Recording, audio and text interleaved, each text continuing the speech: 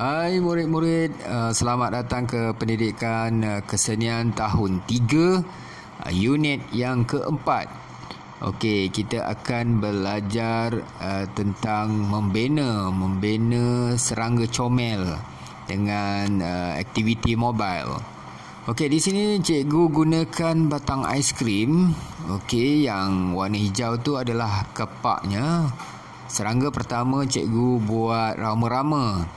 Okey, cikgu gunakan berbola span. Berbola span ni kamu boleh dapat di Tesco dengan harga RM4 lebih kot.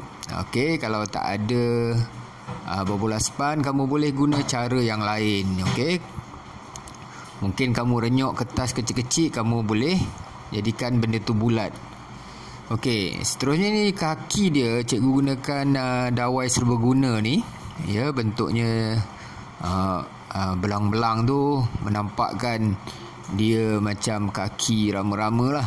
Okey, yang itu cikgu gunakan gam yang kuat. Okey, hati-hati ya, gam tu sangat bahaya pada kamu. Okey, kalau boleh gunakan gam uhu. Okey.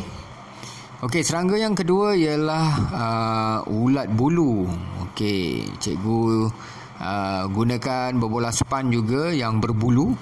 Okey, dan ditampal di atas batang aiskrim. Okey, kalau kamu boleh beli mata-mata tu, kamu boleh tampal lah mata dekat patung serangga tu. Okey, yang seterusnya cikgu buat laba-laba. Okey, ini daripada bekas telur. Cikgu gunakan bekas telur. Okey, dan kemudian cikgu gunakan kaki dia daripada dawai serbaguna tu. Okey, gam.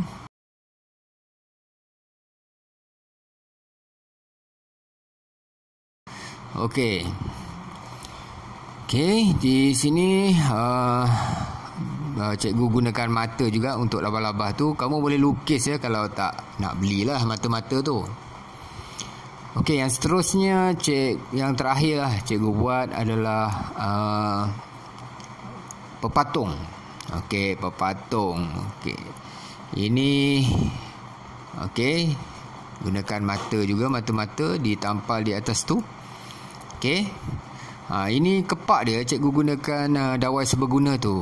Kalau tak ada, kamu boleh guna juga kertas. Ya, kertas kamu lukis, kamu tampal lah kat belakang tu pun boleh. Banyak. Dengan batang aiskrim pun boleh buat kepak. Okey, terpulang pada kamu lah.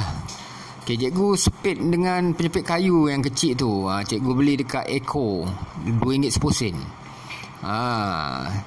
Ataupun kamu gam je lah, selotip pun boleh. Okey, di ujung ekor pepatung tu pun adalah penyepit kayu tu. Okey, ini adalah hasil yang cikgu buat. Okey, terpulang pada kamu. Kalau kamu rasa nak buat satu serangga pun boleh. Kalau kamu nak buat labah-labah je pun boleh. Terpulang pada kamu. Okey, untuk gantung cikgu gunakan hanger. Okey, ini cikgu mula gantung lah. Lekat dengan selotip. Okey, selotip tu bagi kuat lah. Ni berat ni. Kalau tak kena gaya boleh tercabut. Selotip lah, sekemas-kemas. Okey. Okey, ini cikgu selotip kan. Boleh gunakan penggantung lain ya, banyak cara. Ini cikgu guna gantung ni lah, hanger je lah.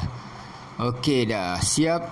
Okey, kamu boleh gantung di dinding rumah kamu. Okey, selamat mencuba murid-murid.